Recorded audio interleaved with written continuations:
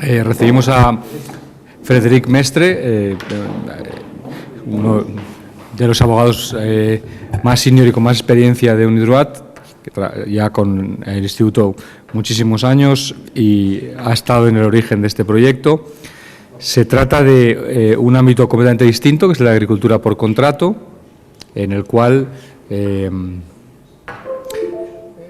lugar de estar tan preocupados por la financiación, que también en parte tiene que ver, más bien se trata de, es parte de un proyecto más amplio y más a medio plazo de Unidroit en el ámbito del derecho de los contratos y de la inversión en el mundo agrícola, que está teniendo enorme impacto práctico y una gran aceptación, sobre todo en los países en vías de desarrollo y de desarrollo medio.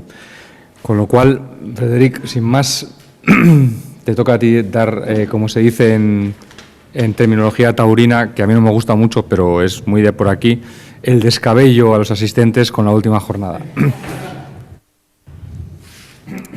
Bueno, muchísimas gracias y buenas tardes a todos. Es un desafío realmente para mí hablarles por dos motivos. En este momento estarán cansados ya pensando más bien en que se concluya el día.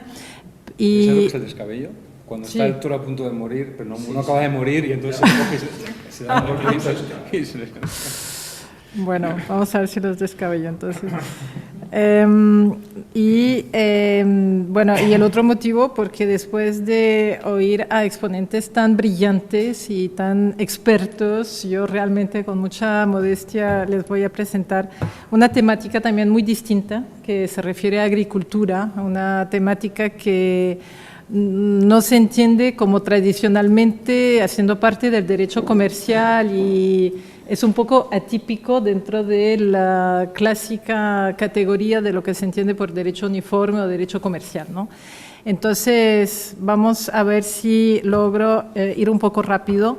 Unos elementos para recordar por qué la agricultura plantea desafíos particularmente agudos en este momento, pues se trata sencillamente, como si fuera sencillo, un asunto de seguridad alimentaria.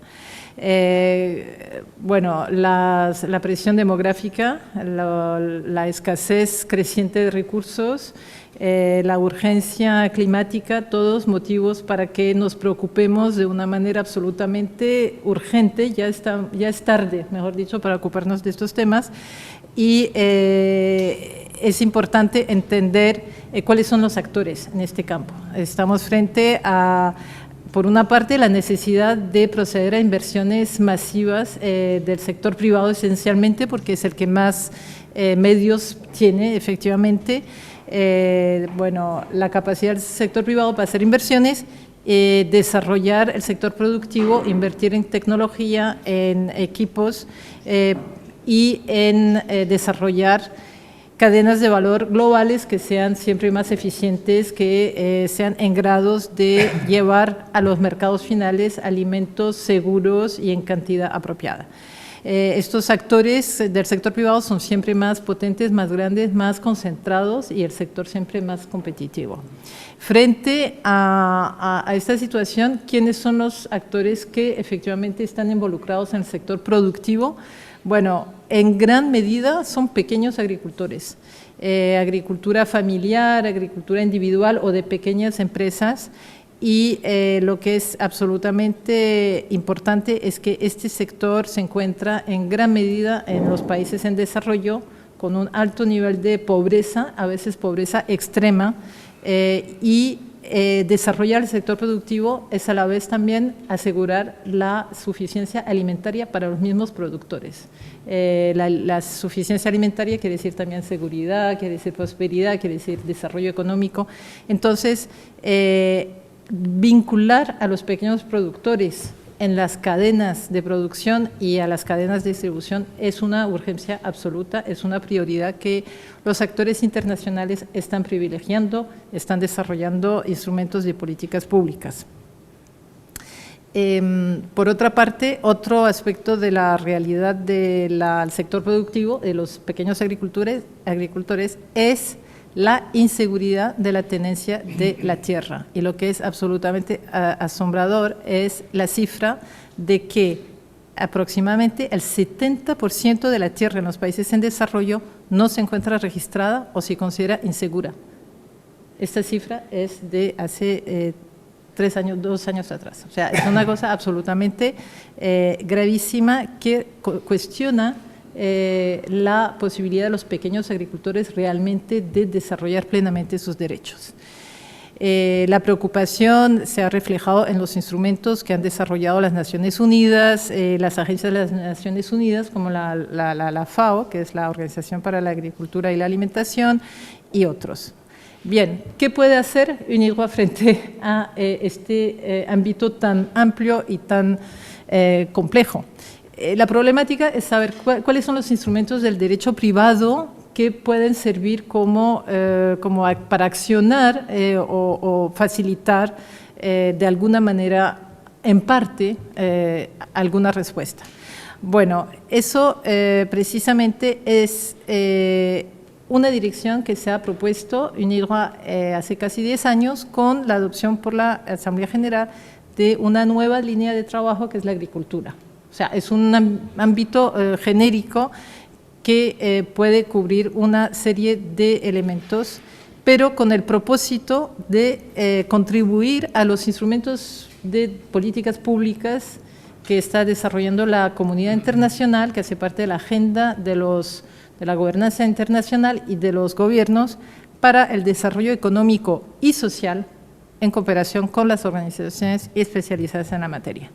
UNIDROIT organizó un coloquio en el 2011 para lograr definir algunas temáticas que pudieran ser de interés para desarrollar instrumentos, y las ponencias se centraron en los temas que fueron tenencia, inversiones en tierra, producción y comercialización de los productos agrícolas, estructura de las empresas agrícolas, financiamiento de las operaciones agrícolas. Estas grandes temáticas son las que hasta el momento han inspirado los trabajos de UNIDROIT en la preparación de la Guía Jurídica sobre Agricultura por Contrato, adoptada en mayo del 2015, y el presente proyecto de preparación de un documento de orientación para los contratos de inversión en tierras agrícolas que vamos a adoptar en el 2020. Y además está definiendo un programa de actividades futuras que se han contemplado en las discusiones de la semana pasada en la reunión del Consejo Directivo para los Trabajos Futuros. Entonces, estos dos temas, agricultura por contrato y inversiones en tierras, son los dos argumentos que voy a presentar brevemente. Bueno, la cuestión de la agricultura por contrato concierne a una forma de vinculación entre el productor, o sea, la fase del sector productivo, y quien adquiere el producto. Se trata de una forma de integración semi-vertical, en el sentido de que el productor se compromete antes de sembrar el producto o antes de entregarlo, se compromete a producir un determinado producto que responda a determinadas características de producto y de entrega, y el comercializador se compromete a comprar o a adquirir en su momento, muchas veces, y ahí está la particularidad de lo que se entiende en nuestro trabajo por agricultura por contrato, proporcionando una ayuda, un apoyo, un tipo de involucramiento con, por ejemplo, proporcionando insumos. Por ejemplo, el comercializador va a entregar las semillas o los animales pequeños que el productor va a hacer crecer o criar. Yo por lo menos no lo sé. ¿Queda claro todo el mundo? ¿Sí? Joder, vale. Bueno, insumo en realidad se describe a cualquier elemento que va a entrar dentro del proceso productivo. Y puede ser un bien material o inmaterial. Financiamiento podría ser insumo. Semillas es un insumo. Electricidad es insumo. O sea, todo lo que hace parte de lo que va a dar lugar después al producto. Bueno, y muchas veces, bueno, el comercializador da asesoramiento técnico, entra dentro de una entrega de tecnología, y hoy en día ya sabemos que todas las características del producto, las mayores características, se definen en el momento de la producción. Cuestiones de seguridad alimentaria, de características del producto, todo eso para asegurar después un producto de características constantes, que sea absolutamente conforme a las exigencias siempre mayores de los circuitos de distribución en términos de certificación, por ejemplo. Todo eso lo está en realidad manejando el comprador, el comercializador. Ahora, ese tipo de contrato que se celebra entre productor y comercializador, según el contexto, lleva distintos nombres. Puede ser un contrato genéricamente designado como agrícola o de compraventa a futuro, de suministro de productos agrícolas, de producción y entrega, etcétera. Depende realmente el contexto. En Latinoamérica se usa mucho el concepto de contrato agroindustrial, por ejemplo, o puede ser de integración, en fin. En todo caso, lo que es importante es que en entender ese contrato se vea como una tipología absolutamente distinta a todo lo que concierne al arrendamiento de tierra, todo lo que son los contratos agrarios ligados a la tierra, los contratos de parcería, por ejemplo, o los contratos asociativos, los contratos cooperativos, los contratos laborales, y estas categorías a veces no son tan fáciles de definir y de distinguir del contrato de producción agrícola. Es un contrato con realidades prácticas absolutamente múltiples. A pesar de ser un contrato extremadamente común y difundido en muchas partes del mundo, cada tipo de contrato al final sale distinto. Según si las partes son el productor pequeño, a lo mejor puede ser una cooperativa o puede ser ya una empresa un poquito más grande. A veces son comunidades tradicionales. Según el nivel de capacidad económica, de capacidad también de educación que tenga el productor para definir mejor, entender mejor su contrato. También el comercializador, quién es, cómo se define, qué tipo de mercado toca, si es un producto para la exportación, si entran otras partes en el contrato. El producto es importantísimo también para definir las características del contrato, si se trata de una producción agrícola, animal, cómo se desenvuelve el proceso productivo, si es un producto de ciclo corto, más largo, con problemas más complejos a nivel de seguridad alimentaria, si es un producto sujeto a alta volatilidad de precios. En fin, son todos esos elementos que van a determinar características contractuales distintos y sobre todo una distribución de riesgos distinto que va a estar reflejada en el contrato. Ya entendemos por qué es un tipo de contrato importante y por qué los gobiernos favorecen mucho el desarrollo de estos contratos, porque permite planificar con antelación la producción y así evitar adecuar mejor lo que es oferta y demanda y estabilizar los mercados, estabilizar los precios. O sea que ahí hay una componente importantísima de regulación económica y también de regulación social, porque lo más seguros los contratos y lo más sostenible el ámbito agrícola de los productores. Por lo tanto, muchos gobiernos están dando una prioridad de política pública para desarrollar estos contratos y un ejemplo reciente en el que estamos trabajando es Colombia, que ustedes seguramente saben, tiene, como muchos países, una prioridad para dar un medio de subsistencia a los productores a quienes se está devolviendo la tierra después de haber sido desalojados por la violencia. Bueno, entonces, en cuanto a tipo de contrato, en realidad es un contrato extremadamente complejo. Es un complejo por varios motivos. Conlleva riesgos productivos para el productor, por ser de ámbito de agricultura. Es un riesgo comercial, especialmente porque muchas veces muchos rubros se encuentran sujetos a grande volatilidad de precios. El producto mismo puede tener también características que hace de ese contrato un tipo particular. Muchas veces existen buenas prácticas agrícolas y estándares de calidad que influyen en la especificidad de las cláusulas. Por ser un contrato con entrega a futuro, pues obviamente se entiende lo que es la fluctuación entre las condiciones concordadas y después las condiciones que se verifican en el momento de la entrega y sobre todo lo que puede ser la diferencia potencialmente de precio. Posiblemente con lo que conlleva del incumplimiento por encontrar el productor un interés mayor en el momento de entregar el producto. La durabilidad y la sustentabilidad, porque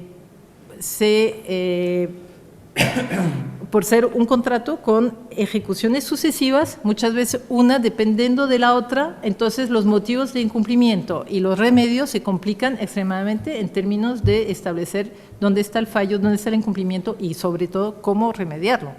Además, la cuestión de la titularidad del producto. Por estos contratos a veces son efectivamente una venta con un traslado de propiedad, y a veces no. Muchas veces la cría, por ejemplo, de los contratos que tienen que ver con animales, el comercializador es el dueño del producto en todo momento. Entrega el animal chiquito que el productor va a criar y entregar ya engordado. Entonces es un contrato donde no hay traslado de propiedad, sino que técnicamente, jurídicamente, tiene una calificación distinta. Y bueno, todo eso sería poco, lo que pasa es que es un contrato que pone en presencia partes que son totalmente a nivel desigual. Entonces, la asimetría del poder negocial y económico, muchas veces el contrato de adhesión, el comercializador trata con una gran cantidad de productores en base a contratos estándares, y además muchas veces existen, o sea, dependiendo los ámbitos, mucha informalidad, contratos sin registrar, sin escribir, y a veces, bueno, verbales y se hacen de una manera muy informal. Entonces, se trata de un contrato doméstico, no hay lugar a dudas, un productor que entrega su producción a un comercializador, aunque el comercializador fuera una multinacional, cosa que sucede muy a menudo, pero opera a través de sucursales locales, o sea, es un contrato doméstico. Puede en algunas circunstancias efectivamente ser un contrato internacional, pero lo más frecuente es que se califique como doméstico. Los distintos países obviamente tienen un régimen jurídico para estos contratos, pero muchas veces no es ni siquiera tan seguro, tan claro qué contrato es y qué régimen jurídico se aplica. En España, yo he tomado los ejemplos de España, hay una ley en Cataluña, por ejemplo, para los contratos de integración que se refiere a la producción animal. Hay una ley que es del 2000 para los contratos tipo de productos agroalimentarios, o sea, que cubre un cierto tipo de categoría de productos, un cierto tipo de contrato. Y si no, los países que no tienen una reglamentación específica, pues lo cubren con el derecho común, con un problema de calificación legal del contrato, y eso es complicado por lo que he mencionado antes de la titularidad y cómo se reconoce y cómo se tipifica este contrato. Muchas veces entran a operar cierta legislación para proteger a la parte débil, lo que puede ser las reglas que se aplican para, por ejemplo, los términos de pago, y lo que es muy importante, la atención que está dando en este momento la Unión Europea para las prácticas comerciales desleales en las relaciones entre empresas en la cadena de suministro alimentario, porque este es un ámbito donde se ejerce extremadamente, o sea, muchas tensiones con la operación de operadores líderes en la cadena alimentaria y que ejercen prácticas abusivas tanto hacia el productor como a veces hacia el distribuidor. Entonces, esta reglamentación que está por entrar en vigor, se trata ya de poco tiempo, el Parlamento ya ha aprobado, falta solamente la aprobación del Consejo, claro que ahora vamos a ver qué pasa. Pero esto es un instrumento, por ejemplo, que podría entrar a aplicarse. Ahora, ¿por qué un documento, o sea, si es un contrato doméstico, ¿qué tiene que ver el enfoque de UNIDROIT? ¿Por qué nosotros nos tenemos que interesar a esta problemática?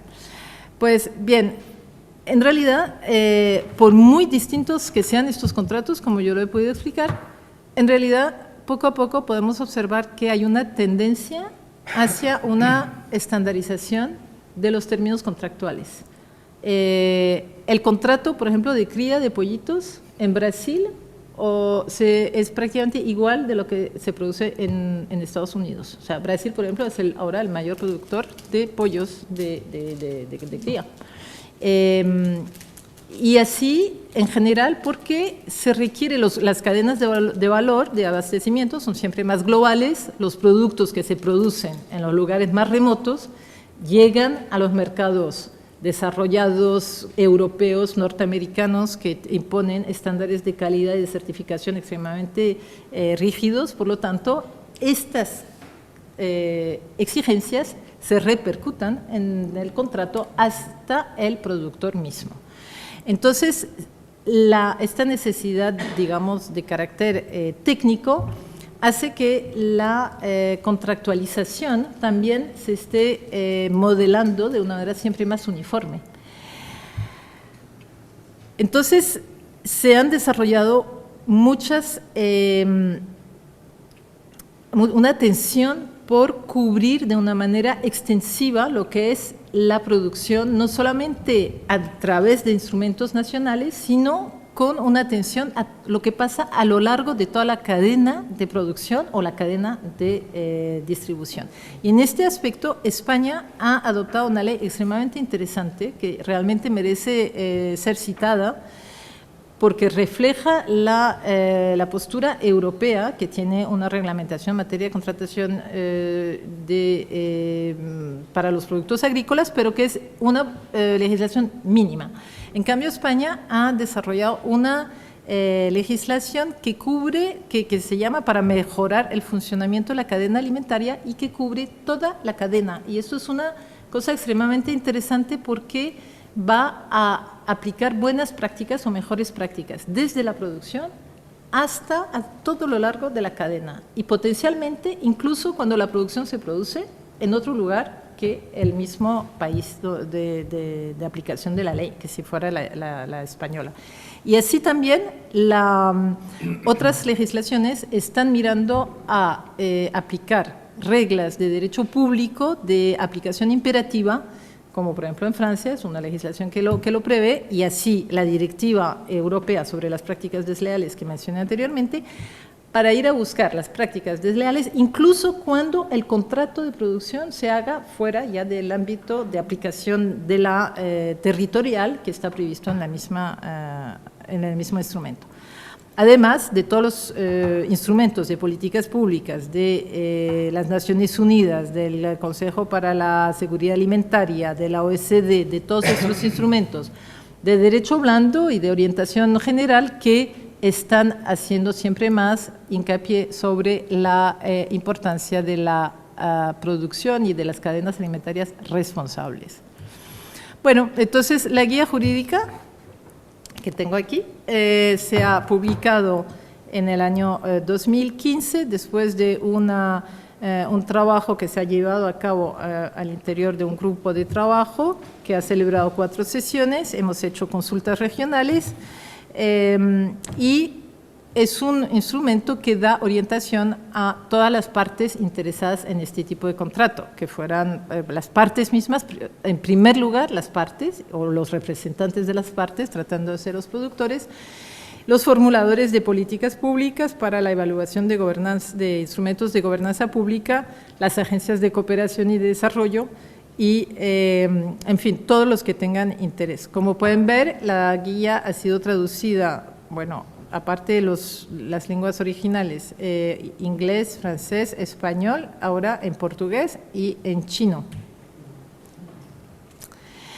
Es un instrumento que, en una forma narrativa, acompaña al proceso de negociación y de adopción de conclusión de un contrato.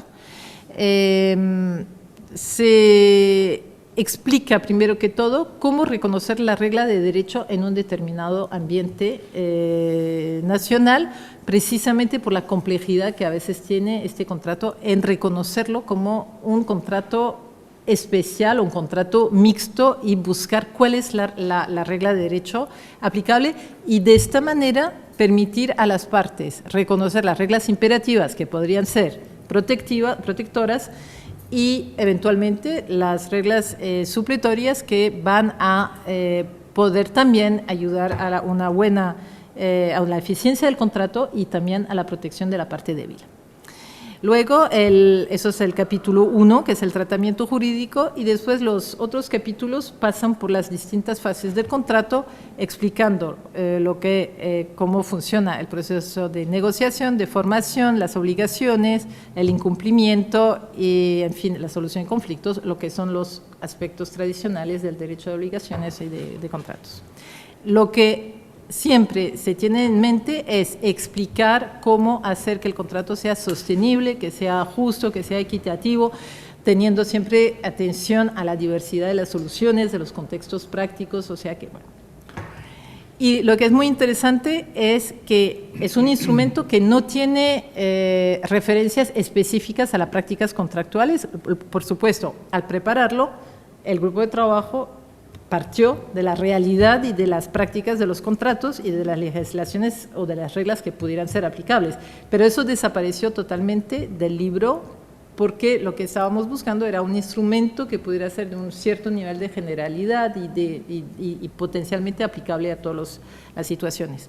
Pero sí, las referencias importantes siguen siendo, y las mencionamos, a los principios UNIDROIT, y eso es otra posible aplicación de los principios UNIDROIT, es indicar lo que son las mejores prácticas en el aspecto contractual, un corpus de principios que pueden sustentar la contratación, asimismo la Convención de Viena, por ser o directamente aplicable si se trata de un contrato de venta, o sea, más raramente directamente aplicable, sino de todas maneras por ser un instrumento ampliamente reconocido y con reglas que se pueden aplicar en los derechos nacionales. Bueno, le estamos dando mucha importancia a la promoción de este instrumento, como todo instrumento de soft law, mejor dicho, de orientación, no es ni siquiera soft law, no, o sea, es discutible que sea law at all, ¿no? Del todo, o sea, es un instrumento de orientación, pero si llegara realmente a ser reconocido por el modelo de buenas prácticas, entonces sí que pudiera a su vez realmente volverse un soft law, y siempre menos soft y siempre más law. O sea, sí, es una guía legislativa sin recomendaciones. Exactamente, no lleva recomendaciones específicas, sino que para quien lo lee o sea, abstrae los conceptos de lo que son las buenas prácticas. Bueno, antes de pasar al siguiente tema, ¿quieres abrir para preguntas o sigo nomás? Sí, ¿hay alguna pregunta específica de este ámbito? Si no, el desarrollo natural de esta guía es otra que estamos a punto de terminar, que está directamente relacionada. Jorge, si tienes una pregunta, sí. Me resulta interesantísimo y perdón mi ignorancia y mi desconocimiento sobre la materia, porque la primera vez que me aproximo a este tipo de contratos. Me parece una idea brillante. Lo único que quería preguntar es, igual que en Cape Town, lo que se hace es entre profesionales, grandes empresas, con asesoramiento jurídico, etc., comienza la presentación, hablaba sobre la ayuda social, la necesidad de esos pequeños comerciantes o esos pequeños productores. ¿Cómo le llega a ellos? ¿No sería conveniente hacer una guía práctica, o por lo menos de cláusulas que puedan ser abusivas de cierta manera, o que tengan conocimiento de eso? Porque, claro, esas personas a lo mejor son analfabetas o no tienen conocimiento de la materia, ¿no? Parece que viene más desde arriba, desde los gobiernos, implementarlo hacia abajo, que desde abajo hacia arriba, y a lo mejor conviene también que desde abajo, no sé si eso se ha planteado o no, hacer.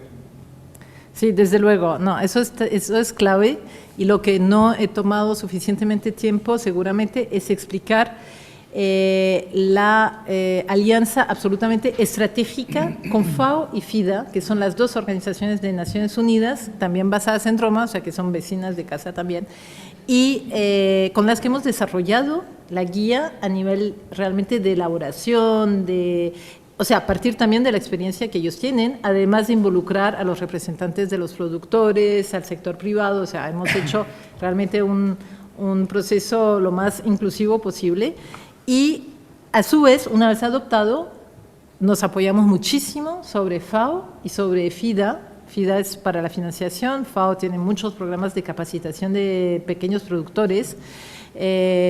Trabajamos también con la Organización Mundial de los Agricultores, o sea, realmente los que llegan a los pequeños agricultores. Nosotros no tenemos esta capacidad, o sea, no tenemos los recursos, ni tampoco es nuestra función, nuestro mandato y nuestro tipo de actividad. Entonces, es fundamental y en la implementación, ahí cuando pasé rápidamente esta diapositiva, nosotros tenemos sí una atención por promover la guía en el estudio jurídico, en apoyar la investigación, en proporcionar eventualmente ayuda a los gobiernos.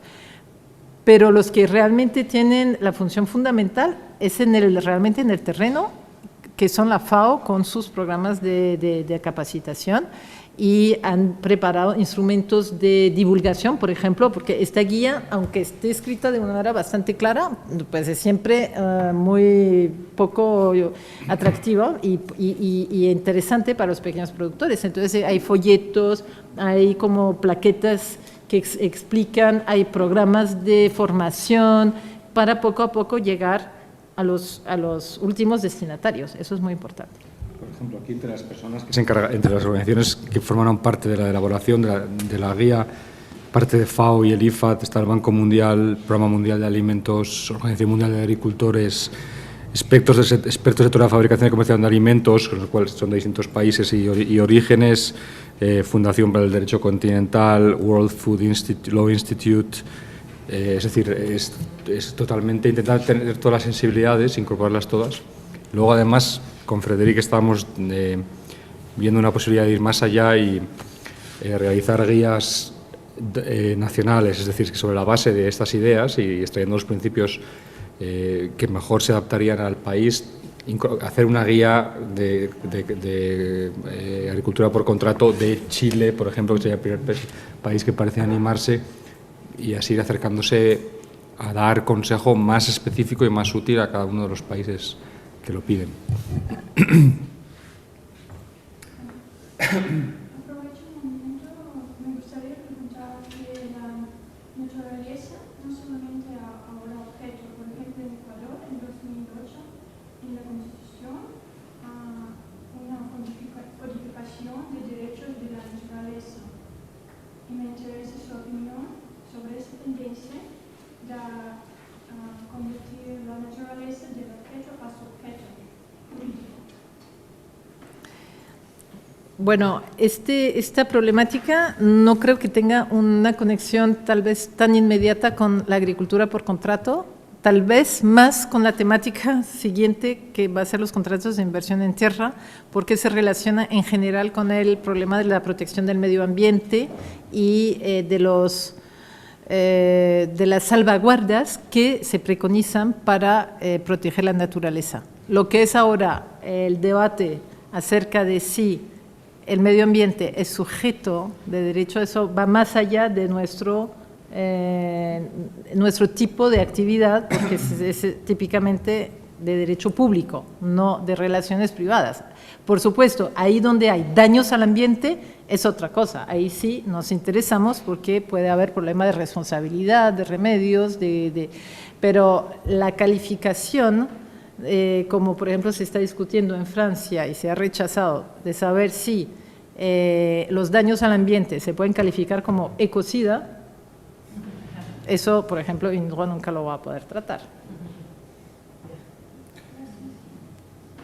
Sí, una precisión, porque en la sección de lo civil de la Comisión General de Codificación hemos cambiado el tema, el tratamiento de lo que se llamaban los derechos de los animales. El animal no ha pasado de ser un objeto a ser un sujeto. Y diga lo que diga la Constitución, la naturaleza no ha pasado de ser un objeto a un sujeto. Lo que pasa es que se trata de lo que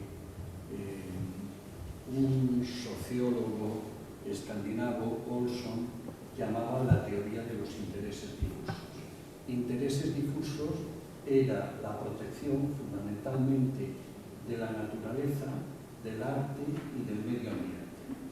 Y la paradoja de Olsen lo que decía es que la reacción de los individuos frente a las lesiones de los intereses difusos es inversamente proporcional a la importancia de estos.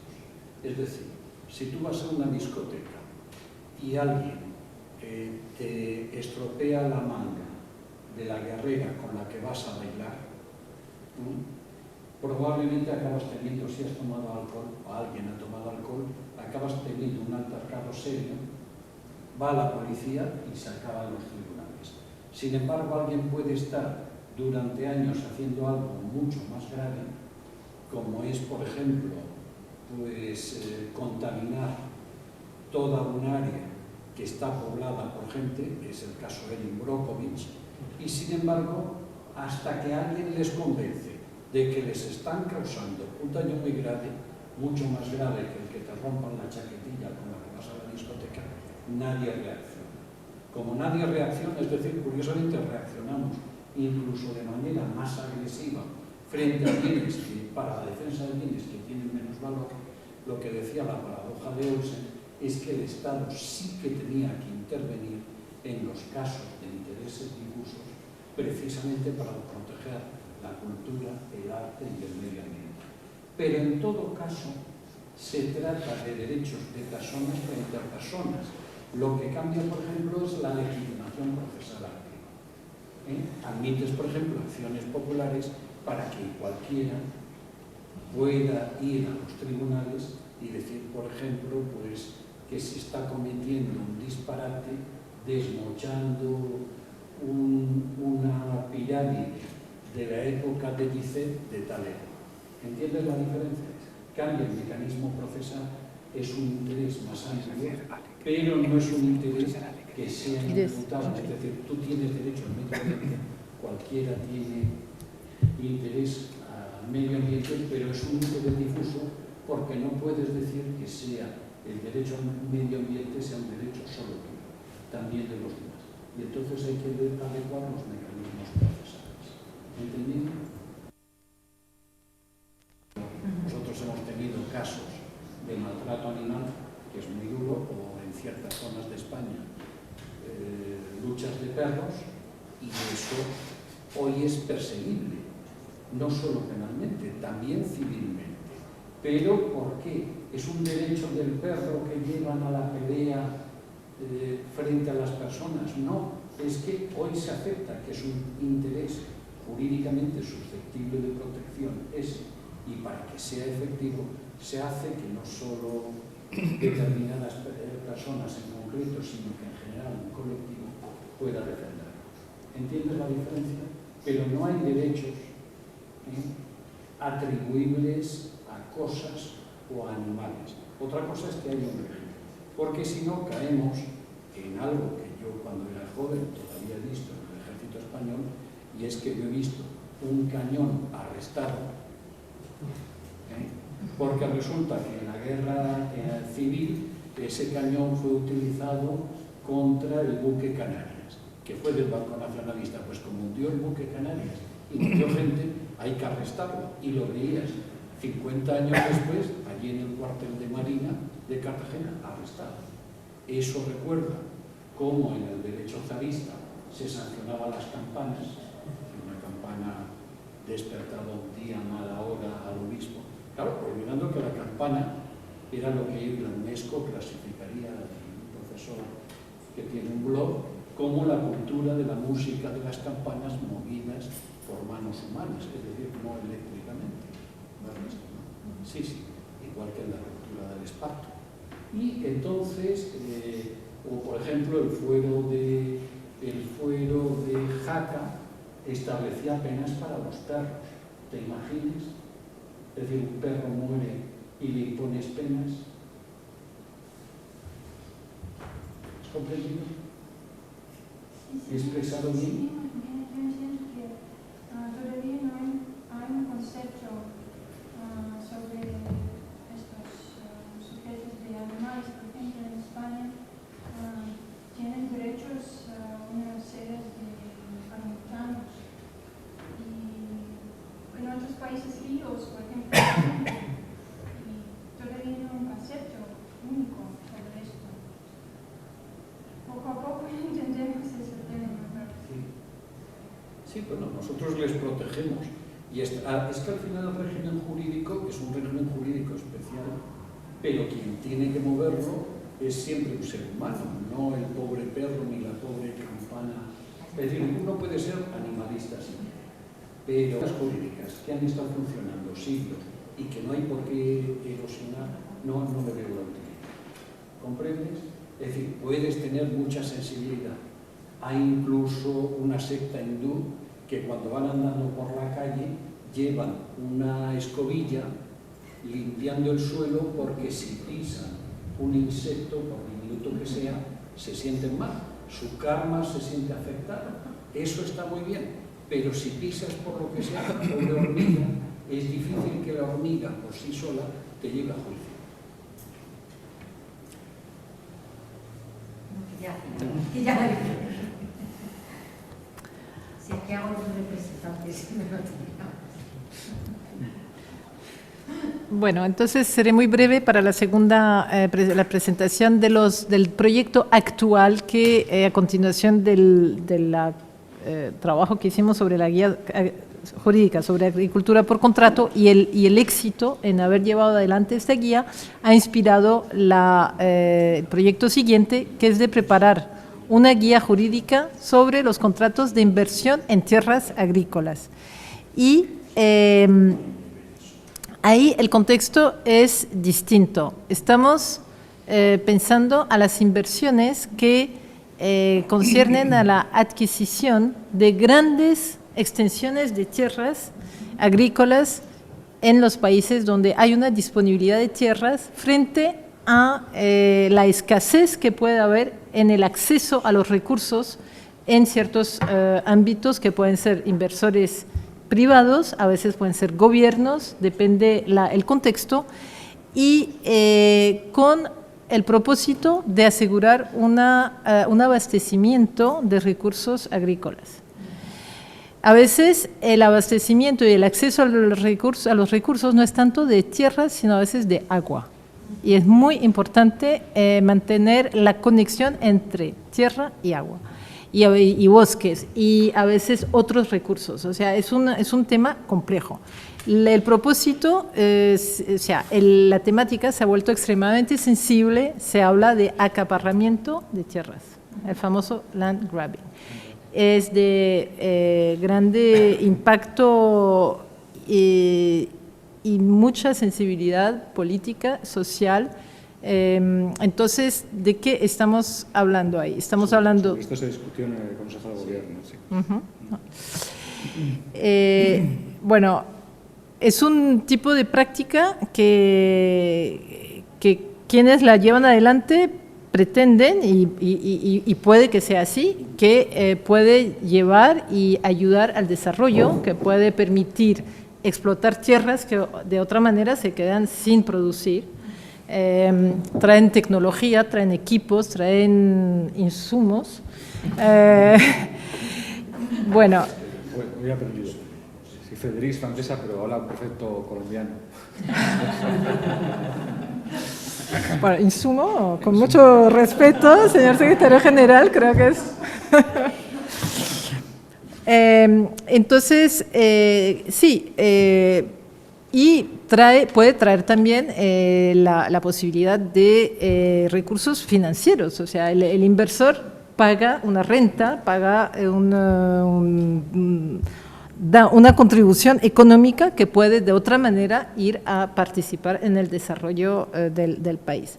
Lo que pasa es que estas operaciones han dado lugar a mucha controversia, porque muchas veces, en vez de ayudar al desarrollo, en realidad lo que hace es agravar problemas de subdesarrollo, y esencialmente lo que pasa es que va a afectar el derecho al acceso a los recursos de poblaciones que se encuentran de esta manera desalojadas de una manera forzosa, que se ven privadas del acceso a la tierra porque no tienen un título legal sobre la tierra. Como hemos dicho al principio de la exposición, vista la gran informalidad de la tenencia de la tierra, los derechos que se llaman incluso legítimos, o sea, consolidados por tradición, por costumbre, por una situación efectiva, pero no transcrita en el derecho de los estados, se encuentran desprovistos de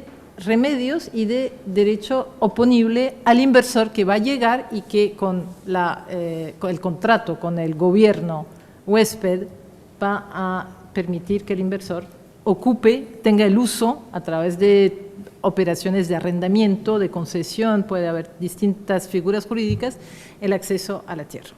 Entonces, en realidad, todo el documento que nosotros hemos elaborado tiene como objeto elaborar, tomando como punto de partida instrumentos que han elaborado las agencias de Naciones Unidas, que son muchos, pero los más significativos son los principios rectores sobre empresas y derechos humanos de Naciones Unidas del 2011, las directrices voluntarias sobre la gobernanza responsable de la tenencia de la tierra, eso ha sido adoptado por FAO y otros aliados en el seno del Comité para la Seguridad Alimentaria, y que consolida y adelanta el concepto de que los detentores legítimos de derechos legítimos a la tenencia tienen que ser protegidos.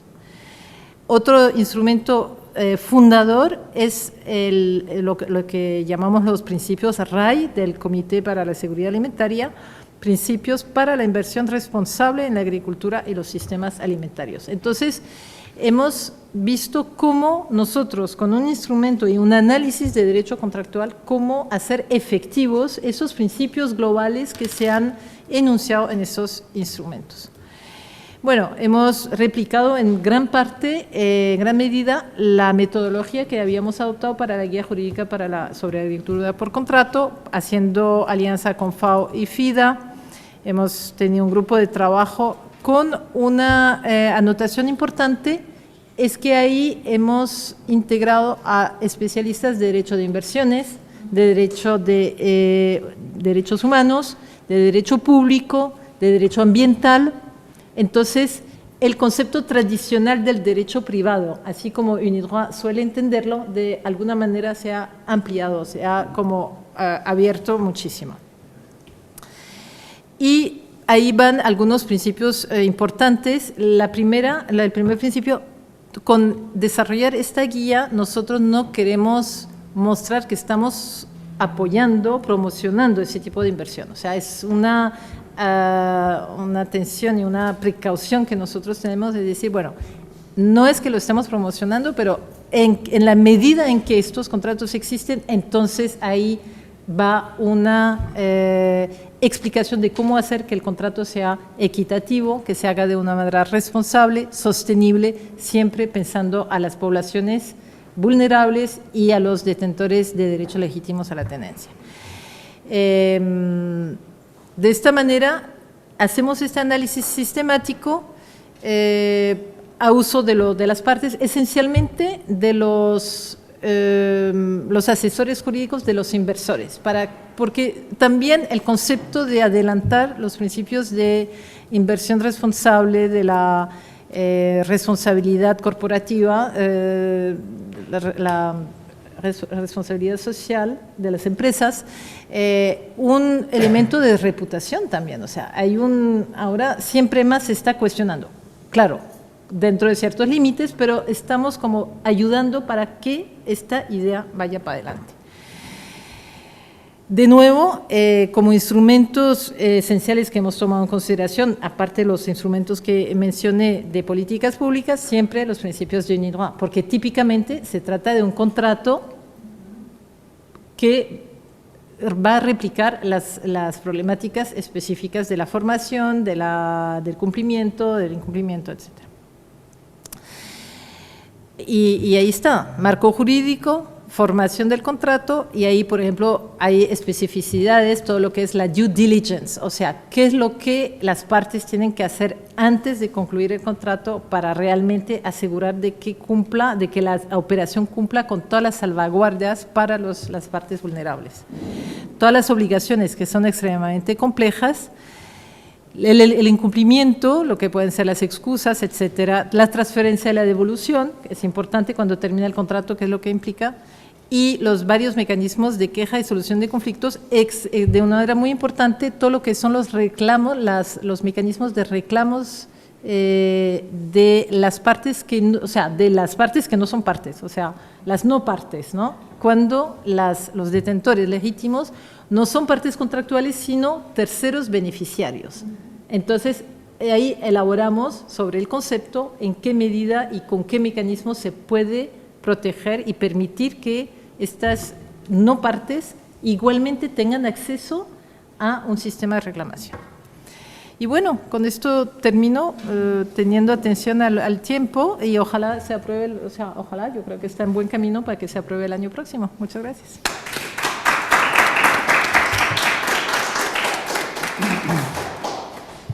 Bueno, el documento está casi terminado. Frederic está modificándolo. El paso siguiente es abrirlo a consultas online y después haremos consultas en distintos países. En principio queremos hacer haremos una en Beijing en julio, quizás otra en África en septiembre, octubre y otra en Panamá. No sabemos todavía, quizás en Latinoamérica o en Brasil, no sabemos. Y todo el documento ya está terminado, a ser posible a principios de año, para tener tiempo suficiente para entregarlo al Consejo de Dirección el año que viene. Y probablemente se ha incluido se continúe antes o después con este tipo de trabajo, porque se ha aprobado en el programa, en el Consejo de Gobierno reciente, la continuación posible, sujeta a mayor especificidad en el proyecto. Pero es un área de mucho éxito de UNIDROIT y tenemos intención de seguir con nuestros partners FAO y IFAD, que son dos instituciones gigantes y de gran importancia mundial.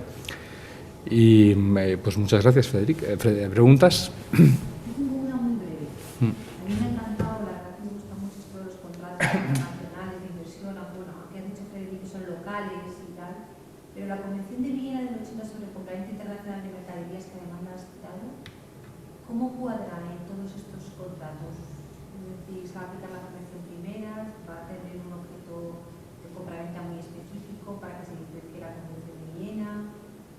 ¿Qué se va a hacer para que no se multipliquen los convenios y no sepamos muy bien cuál de ellos se aplica? Bueno, esta segunda nada, pero la primera de ellas quizás... Sí, la segunda no, el primero sobre todo. Sí, bueno, es muy poco probable que se aplique directamente. Por lo general no es un contrato internacional, como ya lo describí. Podría ser aplicable directamente cuando el productor tiene como parte una empresa que tenga su establecimiento en otro país. Esto se puede dar, pero no es muy frecuente de la tipología de contrato que nosotros tenemos en vista, que es el contrato de producción. Es más, es muy frecuente en la tipología del contrato de entrega de producto agrícola. Entonces, una cooperativa produce aguacate, por ejemplo, y vende, o melones, y vende y entrega a la empresa directamente importadora. Entonces, eso puede a veces que el contrato de producción agrícola tenga una calificación legal de contrato de venta, y en este caso, ¡pum!, entra directamente a aplicarse la Convención de Viena. Eso es una hipótesis. La otra manera como nosotros hemos ilustrado la relevancia de la Convención de Viena es como modelo que se tiende a difundir para replicar y difundirse en la reglamentación del contrato de compraventa doméstico. Entonces, sí, es un modelo interesante siempre mantener como en vista. Gracias. Muy bien, dado la avanzada de la hora, quiero terminar con unas breves palabras de conclusión. En primer lugar, quiero daros las gracias a todos, especialmente a los compañeros de UNIDROIT que estaban todavía el viernes soportándonos, a los del Governing Council, y que prácticamente apenas han tenido fin de semana para que hoy pudiéramos tener un seminario. Y en segundo lugar, a todos, no solo a ellos, sino a vosotros, porque en realidad el sentido de la universidad es ser una máquina de ideas. Y eso solo se consigue discutiendo, eso solo se consigue sabiendo, trabajando y dialogando. Y no para llegar a un acuerdo, que no hay por qué llegarlo, sino para que se cree una discrepancia natural tan importante como lo que se dice es por qué se dice, y se cumpla la regla del 10º hombre.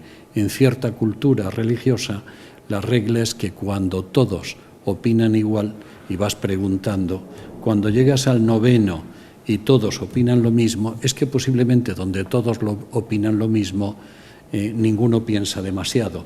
Y entonces hay que buscar un 10º hombre para que opine diferente, porque solo de la discrepancia vienen las ideas, salta la chispa como el pedernal y se avanza. Ese es el sentido de la universidad. No ser un centro docente reproductivo, para eso ya están otros niveles de enseñanza, sino ser un lugar donde la educación no puede existir sin la investigación. El día que el legislador español comprenda eso, las universidades tendrán una dotación muy superior a la que ahora tienen. Cuando en muchas universidades el presupuesto para el aire acondicionado, por ejemplo, impide comprar libros porque tienes que elegir entre pasar frío en invierno o tener libros, es que probablemente ese país no es consciente que lo mejor de nosotros son los jóvenes que llegan a las aulas y que si no conseguimos que en ellos anide el espíritu universitario, nos ocurrirá lo que a muchos padres españoles ya nos ha ocurrido, y es que vemos cómo nuestros hijos se van al extranjero a vivir años porque encuentran allí el puesto de trabajo que en su propio país no pueden tener. Nos hemos convertido en financiadores de educación superior para otros países europeos. Y eso es un fraude a la sociedad y sobre todo doloroso para las familias que se fraccionan.